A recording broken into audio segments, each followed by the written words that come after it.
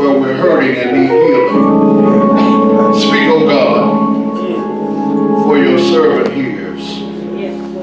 Open our eyes, oh God, that we might see. Open our ears that we might hear. Open our hearts that we might believe and receive your word. Lord, you are worthy today. All of our praise. Lord, I pray now that your spirit would move in this place, that you would increase, that I might decrease. Let the words of my mouth and the meditations of my heart, may they be found acceptable in your sight. Lord, you are my strength. You are my redeemer. In the name of Jesus, we do pray. All of God's children say amen.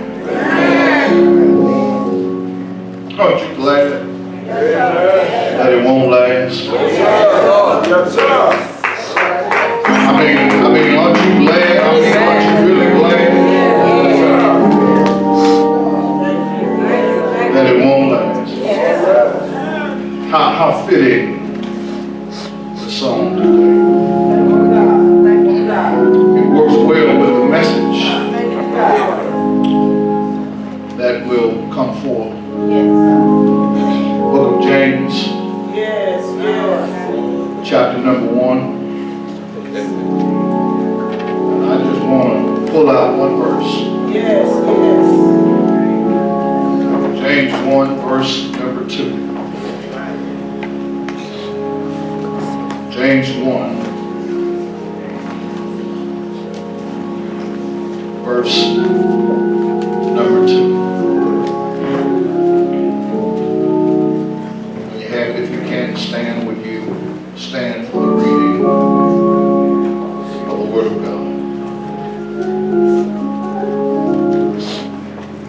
While you're standing, just tell your neighbor they need to hear this. Just tell them it won't last. Turn to the neighbor on the other side and just tell them it won't last.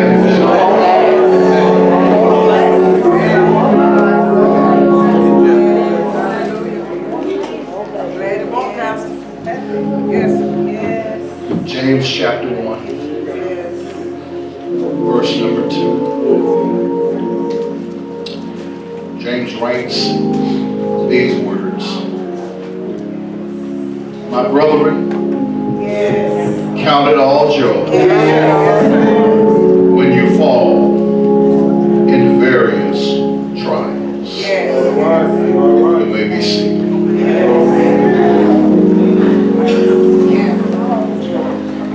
I want to talk about, tag the text,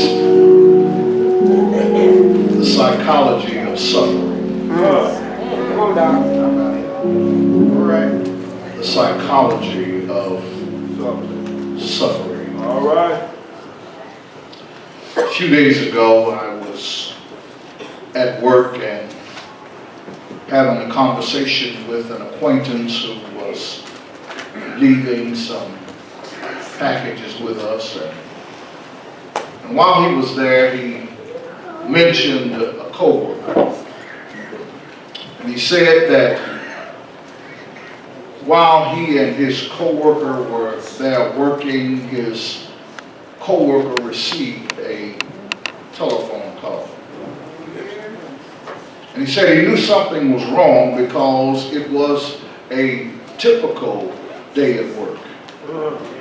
Normally, you go through your day and your phone doesn't ring. All right. So it was unusual because this acquaintance of his got a phone call. All right.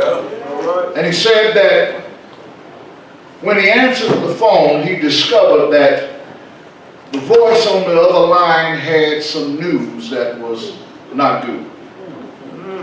And it seemed that what the young man heard devastated his life.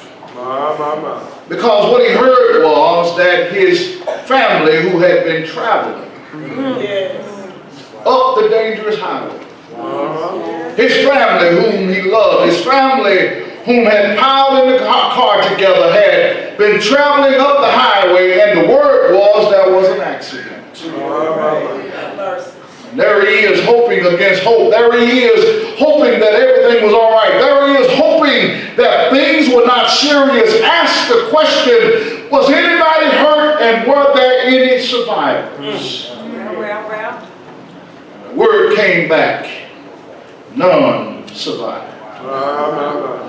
My friend, my brother, my sister, I wonder if you feel like I felt when this acquaintance of mine said that to me.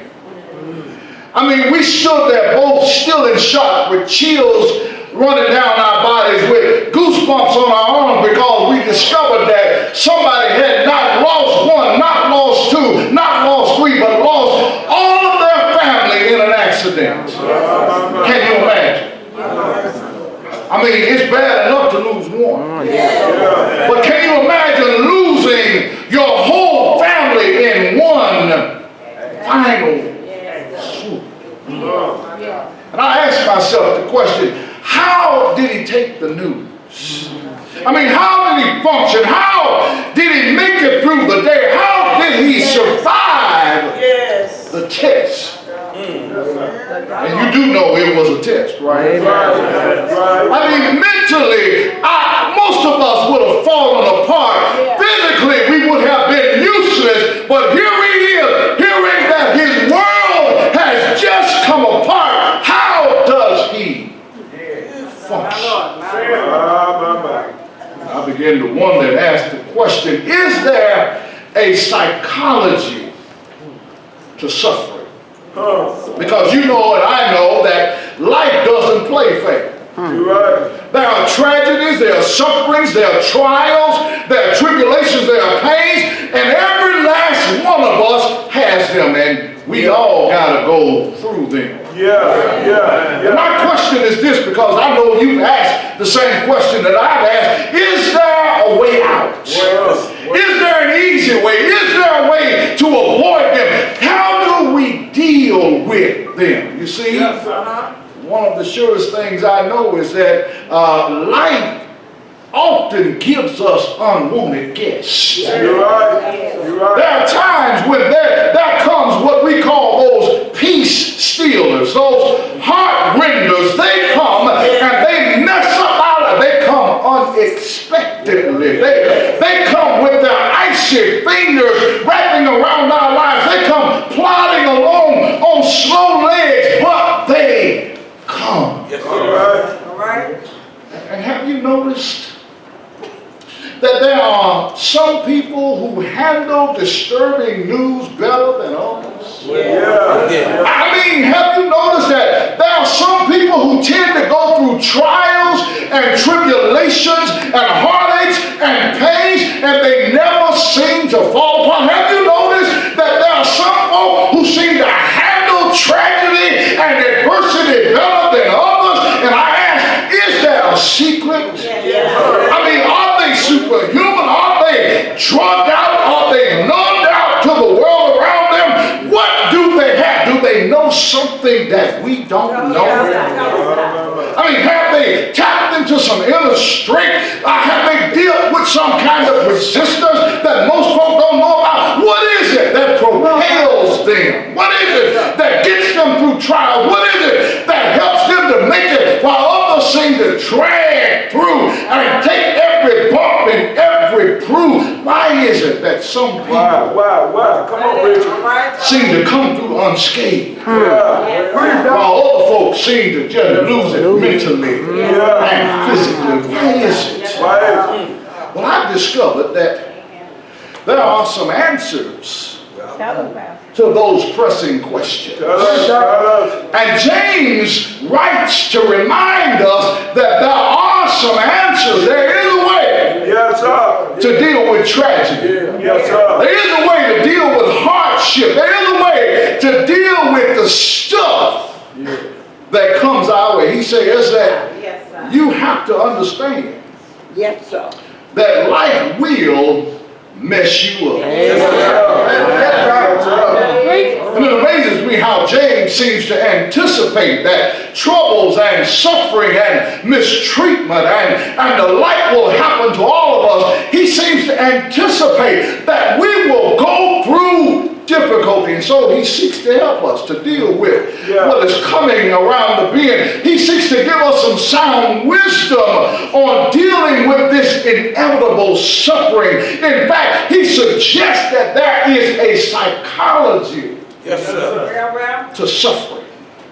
Here's what he suggests. He suggests that there is a way to deal with heartache. There's a way to deal with this stuff. There's a way to help us to get through. It may not soften the blow, but it will keep you from falling apart. He gives us sound biblical advice to help us to make it through. Yes, sir. You know, as I read the letter, as I read through the verses, I started to develop a strong admiration for James, because I started to notice how he approached the letter that he wrote to these people.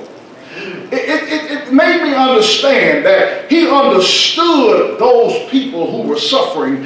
He seemed to know their pain. He seemed to understand what they were dealing with, and so he knew how to address their questions. And notice how he does that. He comes at them directly and bluntly, and he writes to them without any fanfare.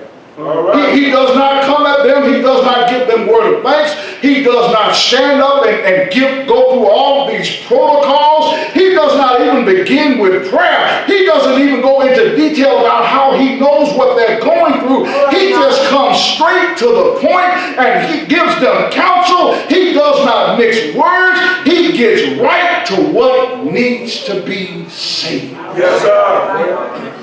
Notice that he knows his audience. He understood that these are his brethren. He understands that they have been scattered because of persecution. He understands that they have been displaced. They have been made homeless. Some of them are sickly. Others of them have lost everything. Many of them are in dire straits, and he knew they needed a word of comfort. He knew that they needed encouragement. He knew that their lives would never be the same again. And he also knew that when it keeps falling on you like that, there is a tendency to want to give up. There's a tendency to want to quit. There's a tendency to want to walk away when you are in difficult times of distress. And so he understands his audience. Yes, sir. Yes, sir. And he says, let me give them some sound advice. Let me help them to cope with what happens to them when their life falls apart. Yes. And notice that James is not speaking to those who don't know the Lord. Excuse me, Mr. Shout. He's not speaking to those who don't know the Lord. He's speaking to people who are acquainted with the Lord. He's not speaking to worldly people. He's not speaking to people who live to please the flesh. He's speaking to his brethren. He's speaking to those who are redeemed in Christ. He is speaking to those who have forsaken everything to follow the Lord. They have denied themselves for their faith. And yet James speaks to them, and he tells them that you can stand tall in your adversity. He wanted them to know that and understand that living through Christ would not prevent them from difficulty. It would not keep them from having problems. It would not prevent them from going through hard times. But they needed to know that even though they go through hard times, God would still be with them. And if you've served the Lord for any length of time, Come on now. Yes, sir. you'll know that heartaches will come. Yes, You'll know that trouble will come your way. And so here's James. He understood them. He understood their capabilities. He understood their strengths. He understood their fortitude. And he says, I'm calling you brethren so you'll remember who you are. Yes, sir. And I need to tell somebody, I need to drop this in somebody's lap. I need to just help somebody here this morning and just tell you, remember who you are and remember whose you are. Just because you're going through hard times, remember that God's got you. Yes, sir. Yes. is telling them, he said, not everybody can handle this, but you can. Yes, sir. He said, not everybody can be equipped for this, but you are. He's saying that not everybody has somebody to help them like you do, but you can go through this because you got somebody on your side. Yes, sir. Yes, sir. So they have to deal with their struggle, but he wants them not to forget that when life's issues come up, you have a way of dealing with your difficulties. Yes, sir. Now, notice that James is realistic. He doesn't mix words. He understands that there will be some trouble. Yeah, yeah. And so he just jumps right in and he becomes practical because he knows that life is unpredictable. He knows that life is a struggle, and he knows that we need a coping mechanism to help us through. So notice what he says. He reminds us in that second verse rather. He says, my brethren, count it or consider it. My Lord. All a great joy. Yes, sir. He says, find joy Yeah. when you fall into, Yeah. when you encounter, when you experience various kinds of trials and troubles and tribulations. He said, count it and consider it. Watch this. Yes, sir. Yes, sir. James advises us, he says, here's how you deal with, and here's how you have this psychology of suffering. Here's how you learn to get through these things. He said, here it is. He says, you need to begin by saying that you need to begin by considering, you need to begin by counting the reason behind every trial. See, you just missed that. Let me go back again. He said, the way you deal with your trials, you stop long enough and you consider and you count the reason behind every trial. In other words, understand that there is a necessity Yes, sir. Yes, sir. to your suffering. Yeah. Now that's hard to say amen to. Go ahead. But understand that James seems to know that it is important to keep a proper perspective when you're going through. Going through. You see, he seems to know that some of us are compulsive worriers. Yes, sir. Some of us tend to make mountain out of molehills. Some of us will find something or some reason to get all bent out of shape. Here it is. James seems to understand that emotions can play a role in how we cope with trials. Yes, sir. I better rewind that. He understands that sometimes, for many of us, our emotions mess us up. So he writes, he says, count it. He says, consider it. He says, he does not say now, count it all joy when you got health and wealth. Come on now. He didn't say that. He said, count it joy when your world falls apart. James understands that life is hard. He understands that it gets harder. He also understands that when trouble arises, we want relief. And I like James because he's like a good dentist. You know, when you go to the dentist, you don't want the dentist to hold no conversations with you.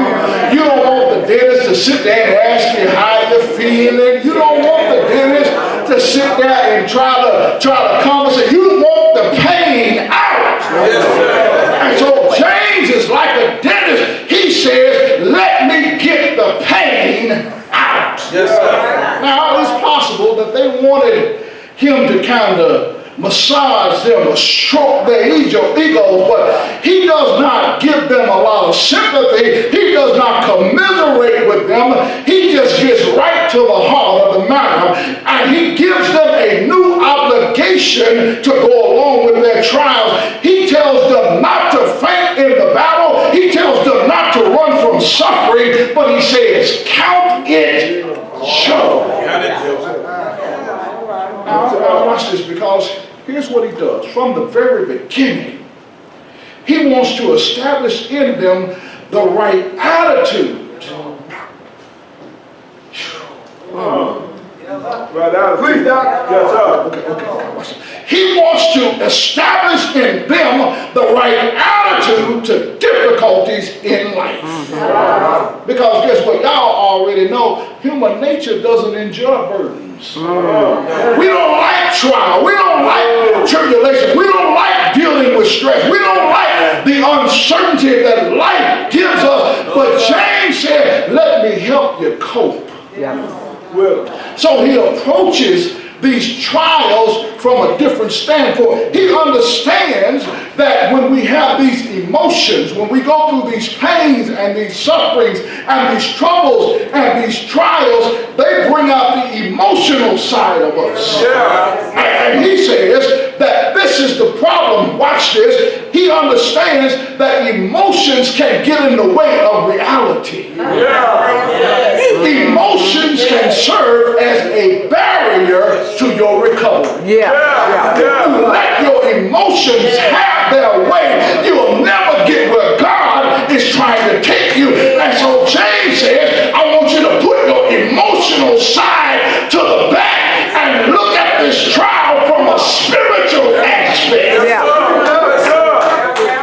He says, count it or consider it. That means you need to think about it. You need to count it. You need to regard it as something based on some fact. It means that you need to take a careful judgment of the external proof and don't base what you're feeling on your feelings. Amen. Don't do that. See, y'all ain't following me. See, the problem is, a lot of us go through trials with our tears running down our face. We go through trials because we have been hurt. We go through trials and we let our emotions rule us. And because our emotions are ruling us, we can't get what God's trying to teach us. Amen. And so James said, consider or count the trial. He says that you need to think about this in a way of having a sense of urgency. But understand that you need to consider, when you're in the midst of it, start asking questions.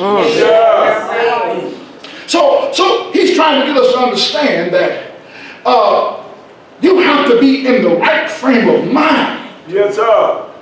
And to allow trials to be able to get through. Okay, I'm helping you with that, because nobody's ever in the right frame of mind when trouble comes. But he says that you need to expect that trials will come. See, y'all missed that. He said you need to expect that trials will come.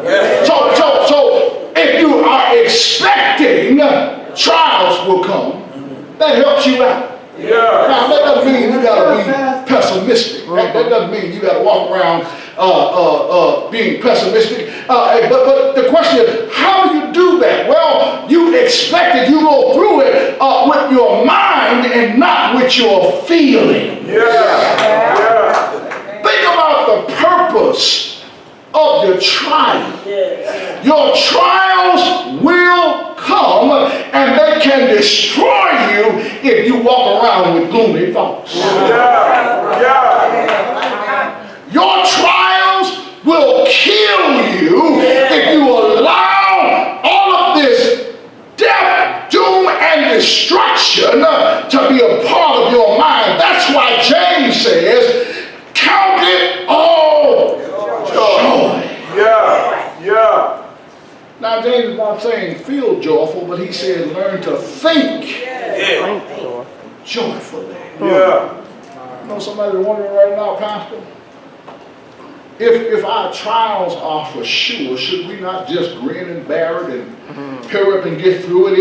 If they are surely to come, shouldn't we just hurry up and get it over with? If they are coming, shouldn't we just try to skip the lessons that they're designed to teach and opt for a swift exit? Well, James says there is no value in trials if they're not considered for their worth. Yeah.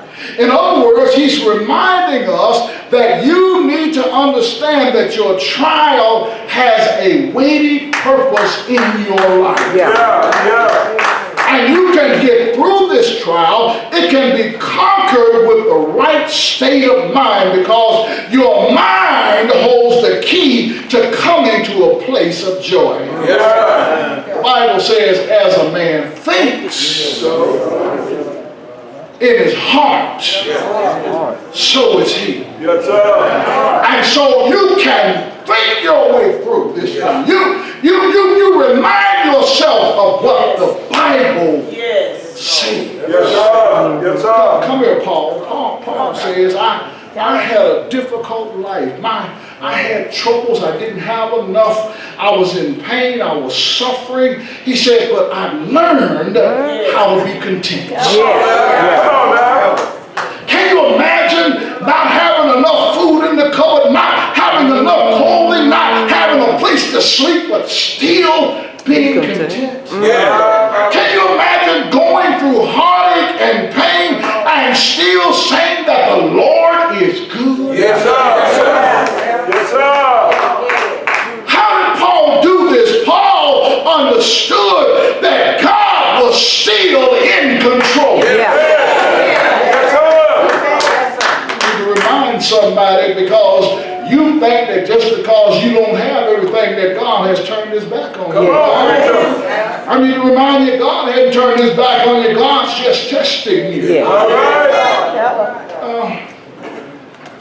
James says, now I need you to consider that there's a purpose in your struggle. Yeah. He says, but now I want you to understand this, that you need to consider this.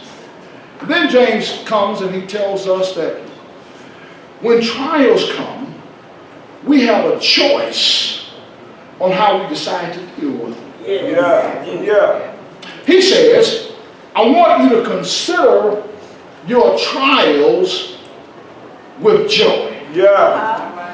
Again, he says it in the text. He says, count it or consider it all great joy when you fall into various trials. Yes, sir. Now, on the surface, it seems like that's the most difficult thing in the world to do, is to be joyful when hard times come. Now, see, the problem is, you thought I said happy. Because the problem is, a lot of us want to try to achieve happiness. But happiness is an emotion based on my circumstance. Come on, preacher. And if my circumstances ain't right, I ain't happy. But I don't need to be happy. I need to be joyful. Joyful goes beyond being happy. Joyful goes beyond being emotional. Joyful goes beyond all of that, because I recognize I got joy because he woke me up this morning.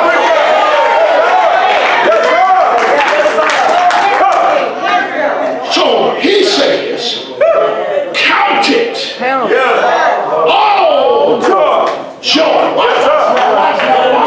I like James. James doesn't mix words. He said, he didn't just say count it joy. He said count it all. Y'all know what that means? It means that when you have joy, you don't mix it with nothing else. I ain't a little bit joyful and a little bit sad. I ain't a little bit joyful and a little bit grieving. I ain't a little bit joyful and a little bit of this. No, I'm all joy.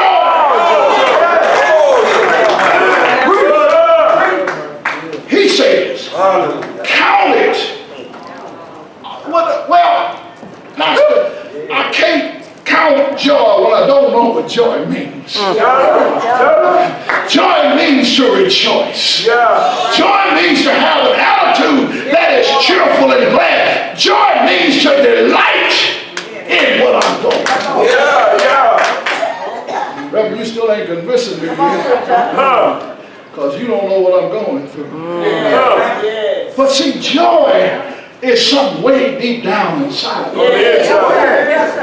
See, we sang that song, this joy I have. The world didn't give us. And the world can't take it away. Why, preacher? Because it's way down on the inside of me. And I ain't got joy because my day didn't go right. I ain't got joy because you keep talking about me. I got joy because it's just hitting me.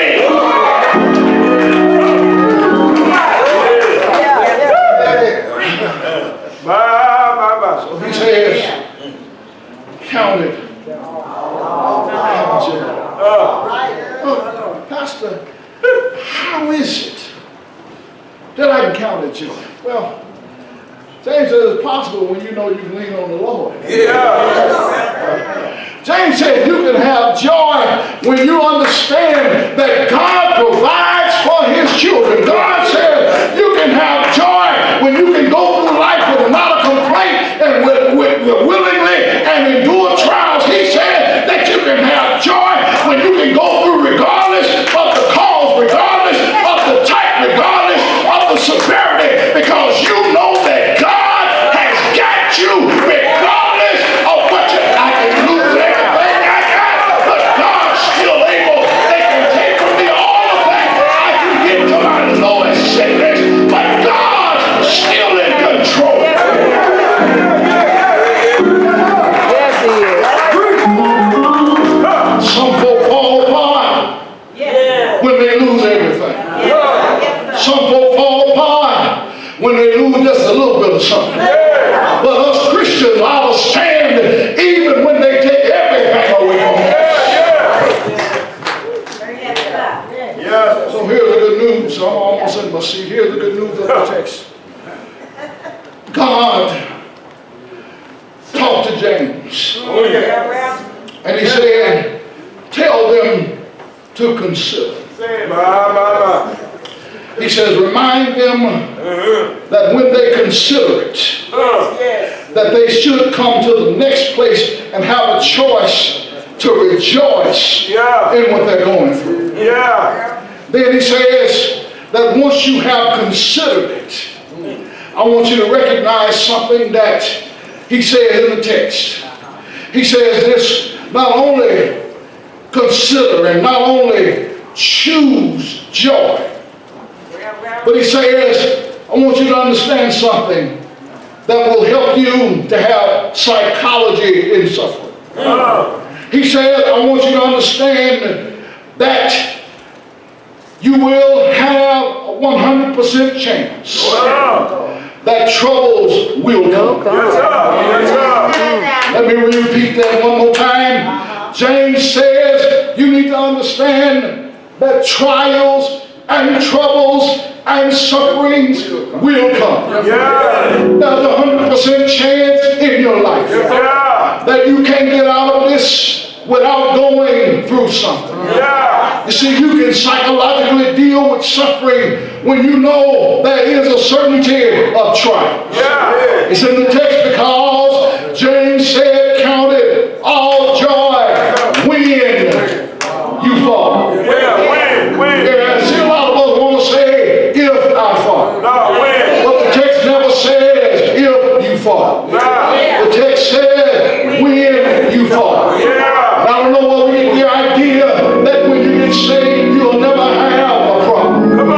I don't know where you get the idea that when you get saved, life will be howdy, and never a goodbye. I don't know where we get the idea that when you get saved, that everything will be a bed of roses. I stop by here today to tell you that James said, you will have some problems. You will have some trouble. You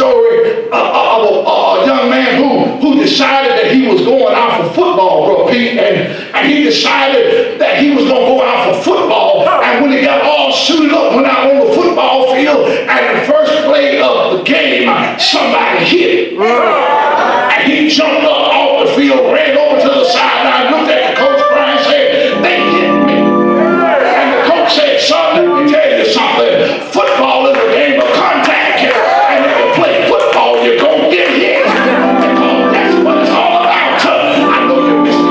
Let me help you. If you're a Christian, you're going to get hit. If you're saved, they're going to knock you down. If you're saved, they're going to talk about you. If you're saved, you're going to get hit. Because that's the nature.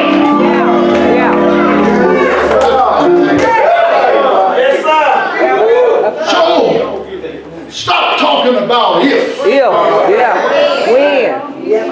Because the text says, When. when. Yes, sir. I'm on my way to my seat, but Teach us. there's one thing else I need to tell you. Come on, preacher. James has helped us to understand the psychology of suffering by first of all telling us to consider the trouble. Yeah. Then he moves to remind us that we need to calculate every trial will have an outcome of joy. Yeah. Then he told us that remember there is a certainty of trials. Yeah. Then he gives us the final analysis of the psychology of suffering by offering the fact that trials are not one-dimensional. Yeah. In fact, he said they come in a multiplicity of fashions.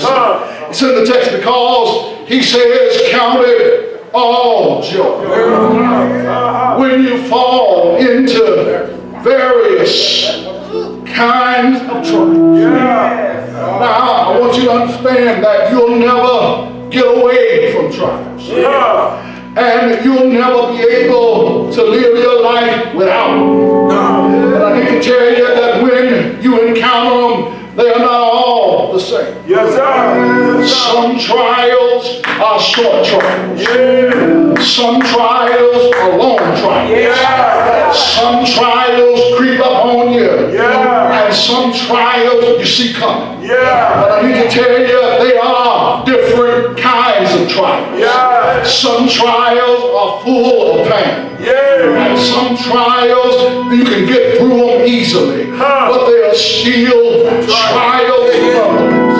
And so I want to tell you that when you go through trials, learn how not to fall apart. When you go through trials, Come on, preacher. learn how to count them all joy. Yeah. When you go through trials, understand that there will be hard times. Yeah. When you go through trials, understand that there will be an intensity to your trials. Some trials will be financial, and some trial will be family related. Some trial will be a cause of the heart, and some trials will be a cause of the senses. Some trials will be related to persecution, and some trials will come in a way you don't expect. I'll tell you this, recognize that trials will come. And when trials come, difficulties will come. And when difficulties come, I need to tell you, don't fall apart. Don't throw in the towel. Don't give up the ship. Don't commit suicide. And don't walk away, because if God is on your side, you can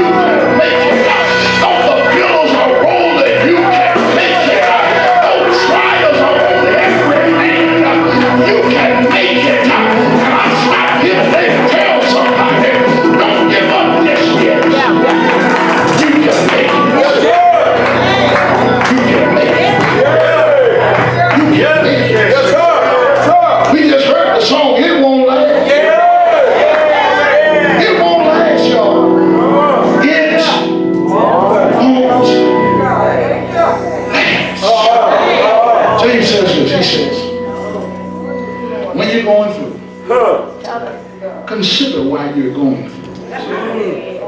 Once you've considered it, count it as joy. Yes, sir. Yes, sir. He says, not only count it as joy, know that there's a certainty that this ain't the last That's one. one. Yeah. Watch this, and if God got you through That one. Yeah.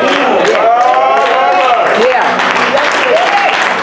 y'all listen, if God got you through that one, if God got you through 10 years ago, if God brought you out 15 years ago, if God made a way just yesterday, don't forget that the same God, hey, the same God, hey, the same God.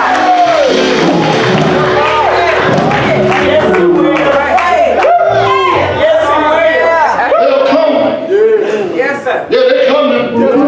But you can make them. And they'll come in different colors, different flavors, different ways. Yeah, they'll come. Be ready because they're coming. But don't let it keep you out of church. Be ready because they're coming. But don't let it make you stop serving the Lord. Be ready because they're coming. And even though they come, you still got this thing because you've got the Lord. I'm so glad I got him. I'm so glad I got him. I'm so glad I got him. I said I'm so glad. I'm so glad that I got him. Because when the storm gets too bad, I got a place to lean. I don't call my family. I don't call my friends. Love my wife, but I don't even call my wife. When I'm going through the storms of life, there's only one person that I can trust.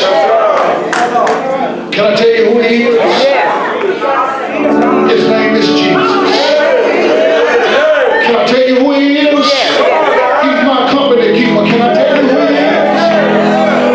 He's my way maker. Can I tell you who he is? He's my way provider. Can I tell you who he is? He's my all in all. Can I tell you who he is? He's the one who died on the hill called Calvary. Can I tell you who he is? He's the one who was buried for 3 days alive.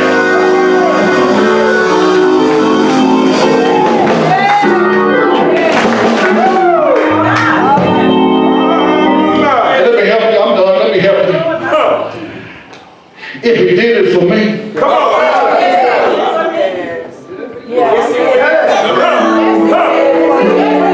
if he did it for me, some of y'all ain't got it yet. If he did it for me, can I help you? If he did it for me, if he did it for me, y'all still ain't got another. If he did it for me, can I tell y'all I ain't nobody, but if he did it for me, hey, he'll do it. Can I get a witness? Has he done it? Did he do it? Will he do it? Can he do it? Won't he do it? Won't he do it? Won't he do it?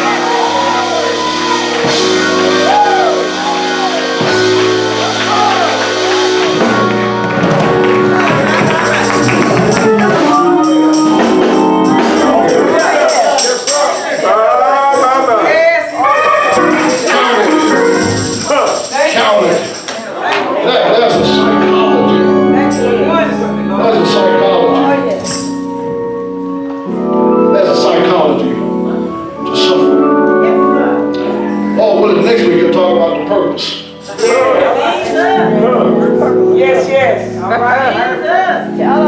just gave y'all a preview. Next week you'll talk about the purpose of your suffering. Yes, sir. Did you know there's a purpose Yes, sir. for what you're going through? Yes, sir.